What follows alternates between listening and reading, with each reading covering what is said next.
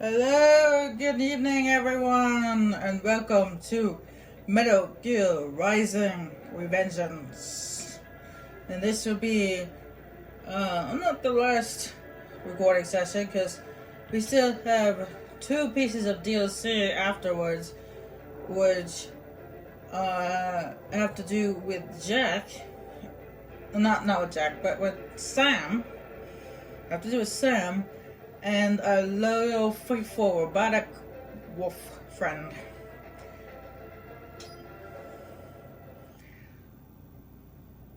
But that's gonna wait until after the main story is over, which is what we're going to do today. We're going to finish off the main story tonight, because this is our final area in the game. And I decided to stick with the side for this one.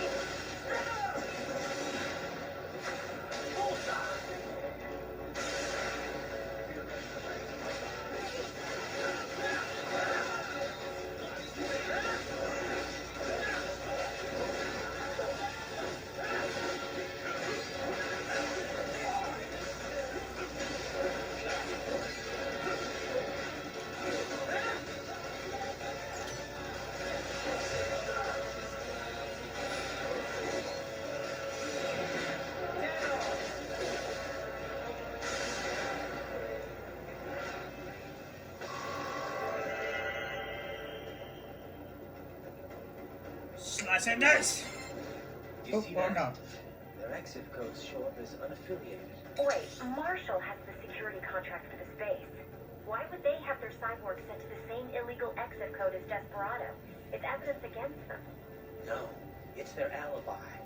They're making it look like Desperado hacked their soldiers on site because everyone knows Desperado has a contract with The Pakistani rebels. But if we go public with the Desperado-Marshall connection... Won't matter. Not when they've got this nice big foreign threat all cooked up and ready to serve. The media and the public won't be able to resist. Remember WMDs in Iraq? Damn it, you're right. It's another slam dunk. What about any humans on the base? Marshall only handled security. Dead, most likely. Or brain-jacked, if they needed them to keep up appearances. They've never publicized what airport the president was flying into, not in this region. And almost no one would have access to an outside line for security reasons. It wouldn't be difficult to keep things hush-hush, at least until Air Force One arrives. I'm heading for the control tower. If I can destroy the antenna array, the U.S. military will know something's wrong. Good idea. Be careful. Sam's gone, and I blew the winds of destruction away. I'll be fine.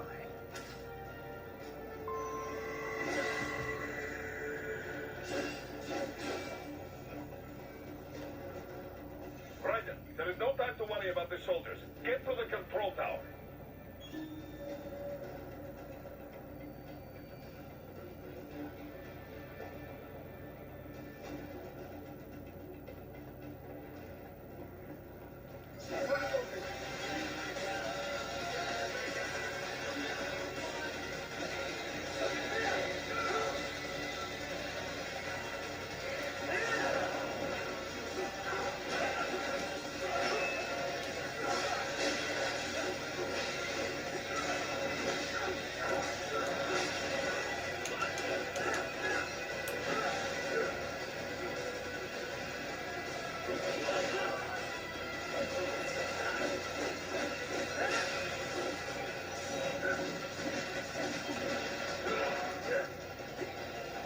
Okay, who is blowing me up?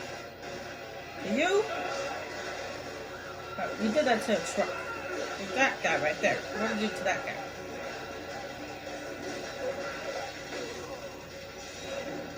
Not shooting rockets at me.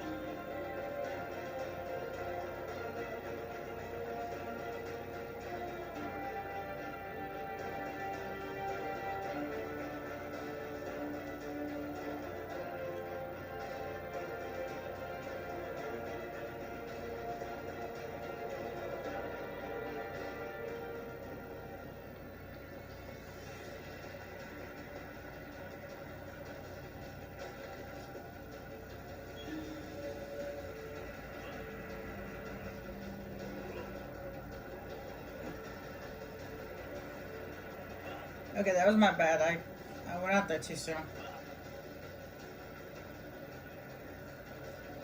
I don't care if the others notice me. It's this big guy I'm worried about that notices me.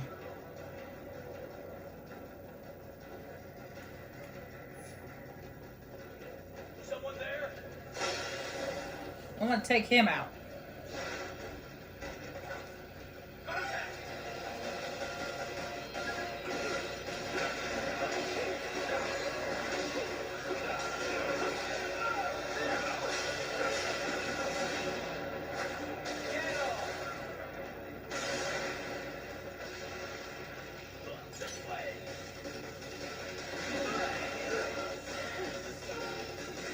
There's another big guy.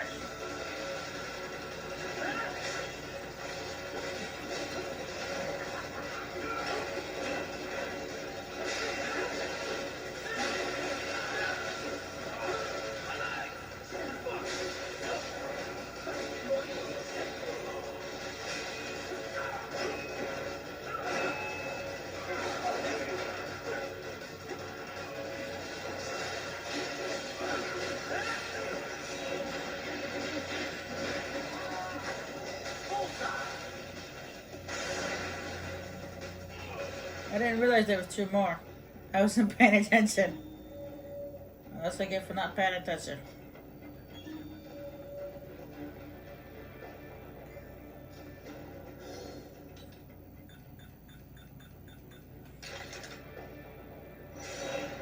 I don't push the run button yet. I keep pushing R3 instead of RB to use the rocket launcher.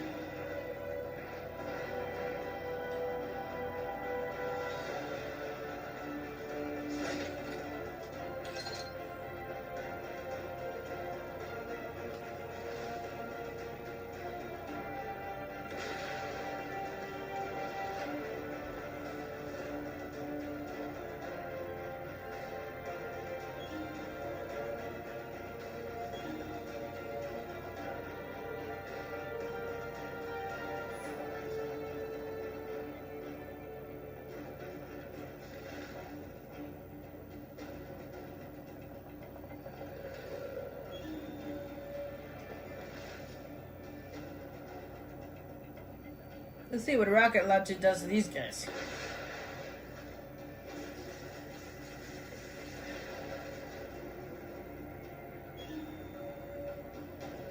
Absolutely nothing.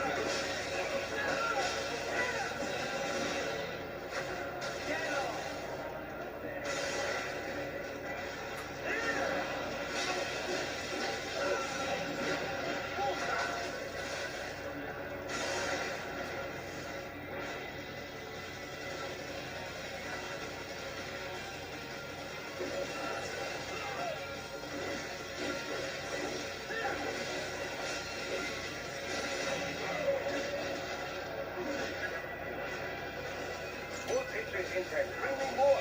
And maybe I can develop something interesting from it. I take off your legs, I took off your arms. Now what?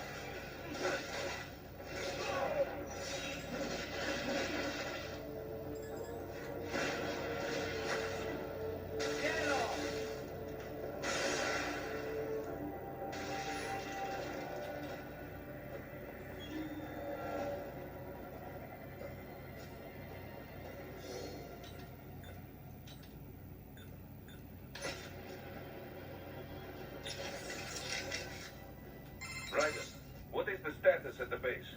Overrun with desperado cyborgs, as expected. Security's still pretty lax, though. Yes, I don't think they're anticipating another cyborg to show up. They are, after all the way out in Pakistan. Doubtful there will be any cyborgs here, except at the base. Forces hired by the US. And more doubtful they're expecting a cyborg to drop in at Mach 23. Yeah. Still, they've got to know I'm here. Sam was smart enough to figure out that I'd take that launch vehicle. Yes, but they couldn't have sent backup to this base within 3 hours after Sundowner died. Perhaps they could have arranged it so the plan was scrapped if Sam died. But if they already occupied the base, then there is no longer any canceling out. Probably not. Which means we've pretty much already won. Sam's dead. The winds of destruction, too. And none of their standard cyborgs or UGs have a chance against me. No, certainly not. Though I wonder who is behind this operation anyway. Not Armstrong? Well, yes, but who is running things at the base? The senator would never be there himself. But this is too elaborate an operation to direct remotely. Yeah. No amount of network tech could take the place of a command structure on the ground. Gotta be someone else from World Marshal, I guess. A cyborg, perhaps. One with specialized compact body, like Sundowner and the others. I do not mean to alarm you, but use caution. Yeah. Copy that. So the president's visit to Pakistan, it's meant to build government ties, right? Right. You probably know this, but there's a region on their northwest border called FATA. Stands for Federally Administered Tribal Areas. The central government is, well, let's just say they're not entirely in control of that part of the country. Right. It served as the base for all kinds of armed groups over the years. Uh-huh. The U.S. started staging cross-border raids there at the turn of the century, chasing after combatants that fled out of Afghanistan. The Pakistan armies tried to work with the U.S. to confront them from both sides. But that only escalated anti-American sentiment within the FATA. You can only get away with so many botched civilian strikes after all. I thought that post-SOP, the U.S., pretty much pulled out of Afghanistan. You know, after all that anti-war economy stuff broke out. They did. That put an end to the FATA strikes, but definitely not the anti-American groups. Now their anger's channeled towards the pro-U.S. central government instead. Wouldn't this visit just enrage the FATA groups even more, though? I know President Salam's pretty much on the American side. Yeah, but Salam doesn't care. He's got no interest in dealing with them. He wants to get the FATA back under control, and I guess he wants America's help doing it. And how do his people feel about that? It's pretty much 50-50. A lot of people hate the U.S., for sure. But a lot of others have been directly affected by the anti-government suicide bombings, too. There's definitely some deep-seated support for helping the U.S. but only if it means ending the violence once and for all. Sounds like we could see civil war here any moment. What about their intelligence bureau, the ISI? How do they feel about all this? They haven't commented publicly. People are always saying how much bad blood there is between the ISI and the civilian government. Oh yeah, there are stories all the time about their involvement with insurgents or terror groups. Depending on how the ISI acts, things over there could change pretty damn quickly. No wonder Armstrong chose this place. It's like one big powder keg. What's up? By the way, you mind if I ask, what's she like? Oh, Sonny? I don't know. Kind of a child prodigy, I guess. You're the one who rescued her, right? From the Patriot lab? Yeah. Well, it's kind of a long story, but in the end, yeah. Then she was handed over to Dr. Emmerich. Right. We had to hide her away at first, from the Patriots. It wasn't exactly fun. She couldn't even go outside for the most part. That's terrible. But in the meantime, Otto, Dr. Emmerich, taught her all about programming and computer engineering. It was her code that destroyed the Patriot AIs. After the dust settled, Dr. Emmerich adopted her, officially becoming her legal guardian. But how'd she end up at Solus? What about school? Oh, she went. For about a year, I think. She was way too far ahead of her peers, though. Probably could have qualified for her BS in computer engineering by that point. Why not go through with it? Just get the degree. We discussed it, but Sonny was more interested in Solus by then. Dr. Emmerich had contacts there, so... So now she's designing launch vehicles and stuff, huh? Wish I had some of that talent. Well, a lot of it might be the Patriots doing. Who knows what their experiments did to her brain? And in the end, she used it to destroy them. The irony, huh? In Pakistan already, and so quickly. Ah, science never ceases to amaze me. When it's for peaceful purposes, you mean? Well, yes, of course. Of course. I must say, though, the engineer behind that RLV craft looked rather young to me. Yeah, a gifted kid, you might say. I would love a chance to meet her sometime. Why? What would you say to her? Oh, I don't know. It's always just such a stimulating experience. Speaking with scientists from fields other than mine, that is. It often leads to all sorts of new insights, new ideas to work with. And speaking of that, I have yet to meet Dr. Emmerich, too. I doubt you two would get along, actually. Oh, you think so? Anyway, how are the brains doing? Oh, just fine. Safe and sound in Mexico. Now I just have to get them loaded and en route to Germany. Of course, the real challenge will come after that, I suppose. Yeah, we'll get there when we get there. Indeed. Indeed. Do be careful in the meantime. No response. Oh. How was the ride? Hey, Sonny. Fine, thanks. Though I wouldn't call it the smoothest ride ever. You sure that thing's really airworthy? Well, what do you expect? You're traveling at a few dozen times the speed of sound. I mean, she operates well within all the projected margins of safety, so, yes. We'll have to work on the turbulence levels a bit before we can take turrets on it. But, come on, you really can't complain. So, it's meant mainly for cargo at the moment? Mm-hmm. We got a contract with COTS, NASA's Commercial Orbital Transportation Services.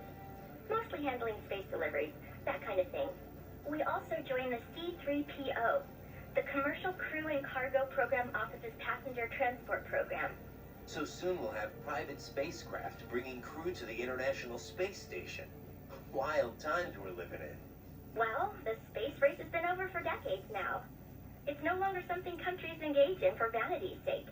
Still, lots of people are starting to see the industrial value of zero-gravity experiments. Plus, the costs are getting lower and lower with each passing year, to the point where we'll have a serious space tourism industry before long. Yeah, I heard about the space hotel the Russians opened up. But we're still not going any further than orbit, right? Well, one company's planning to have a lunar landing craft complete by 2020. Not ours, though. I'm just hoping we can get to Jupiter while Hal's still alive. Jupiter, huh? Wow, that's pretty far. Oh, hey! How did Earth look from up there? I can't even put it into words.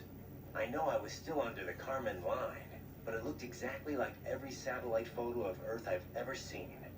No borders, no nothing. Just a whole lot of blue. Hopefully next time around I can take my time and enjoy it. Yeah. But first things first, you know? Yep. Well, good luck, Jack. Right in. Yeah, that means the same thing. Apparently, Biden means Jack in Japanese. At least, I believe it is. So I read.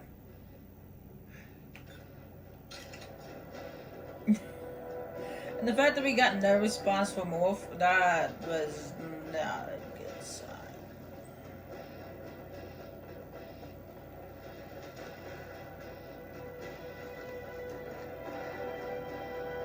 Right in the box! No, there's a rumor the MIB is from Area 51.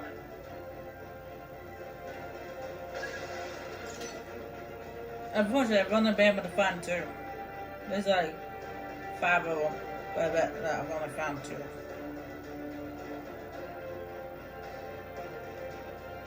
Oh, speaking of finding people, it looks like we just found Wolf. No wonder he didn't respond.